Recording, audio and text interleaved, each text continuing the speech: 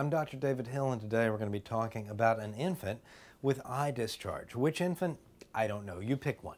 But this is a baby under age 12 months who has goop coming out of the eyes. Now, there's a lot of different kind of eye discharges, and it matters how old the baby is. Any baby under 3 weeks of age who's getting thick, yellowish pus coming out of one or both eyes needs to be seen by a physician. Why is this? Well, there's some pretty scary infections that affect infants at that age. Most frightening are chlamydia and gonorrhea. Now, you may say, I don't have chlamydia or gonorrhea. Well, you probably tested negative, you may not, but a lot of people have these diseases and don't know it. And you can catch that disease at any point up to the time of delivery. So, although you may think you don't have the disease, you still need that baby to get checked out. Gonorrhea can absolutely destroy the eyes in a very short period of time, leading to permanent blindness.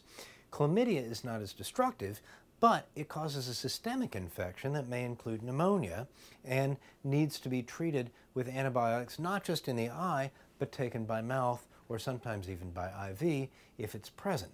So, your baby has thick, nasty yellow drainage and is less than 3 weeks of age. By all means, take him or her to see a doctor to get their eye cultured and see what's going on in there.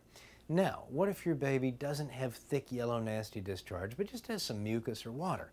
Well, newborns frequently have very small tear ducts that get blocked up very easily.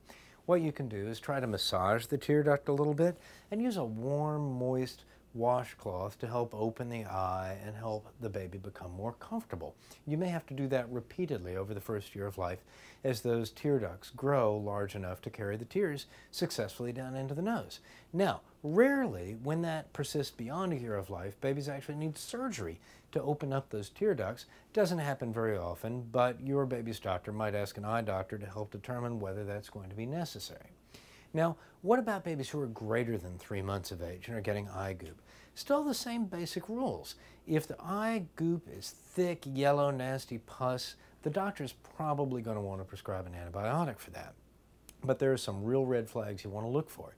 If your child seems to have pain upon opening the eye, or if light causes pain, that can be an emergency condition of the eye and needs to be evaluated very quickly.